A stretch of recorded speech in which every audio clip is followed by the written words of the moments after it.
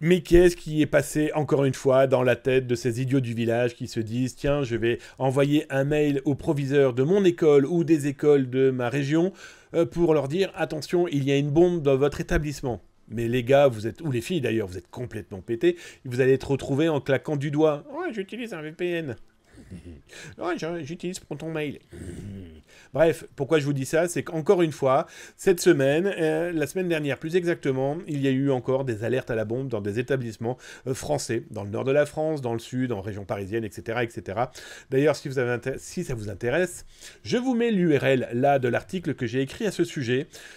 Non pas sur les menaces de bombes, non pas sur ces petits plaisantins complètement idiots qui, faut-il le rappeler, et d'ailleurs je vous ai mis le texte de loi en bas, ils risquent jusqu'à 30 000 euros, et donc petit canaillou, il va falloir que tu expliques à tes parents qu'ils vont être obligés potentiellement de revendre la maison pour pouvoir payer cette amende. Bref, des gars, des filles, on ne sait pas, pour le moment les autorités, on peut présumer que si, ont donc contacté par Pronote des chefs d'établissement pour dire il y a des bombes chez vous, on vous déconseille de reprendre les cours. Du coup, c'est super québécois ça. Les proviseurs de ces établissements ont décidé que les écoles n'ouvriraient pas tant que les policiers n'ont pas levé le doute, d'accord? Y a-t-il véritablement des objets, du matériel explosif? Ils ont enquêté, ils n'ont rien trouvé, tant mieux. Moi, ce qui m'a surtout intéressé, c'est de savoir comment, encore une fois, ces malveillants ont été capables de trouver un certain nombre d'accès à des établissements, aux pronotes de ces établissements, de parents d'élèves.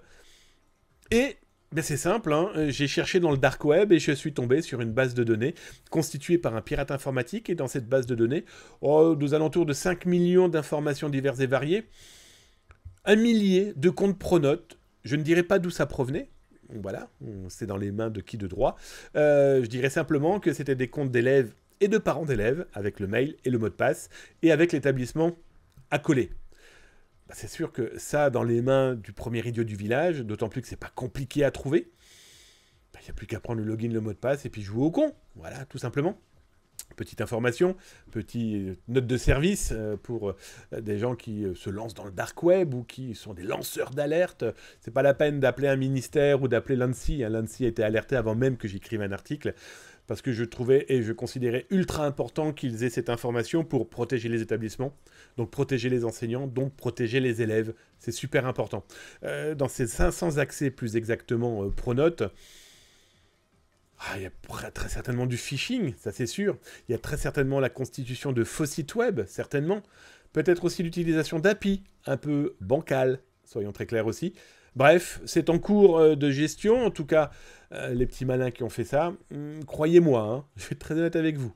La moindre fausse alerte, la justice se met sur les rangs. Et ils vont vous retrouver.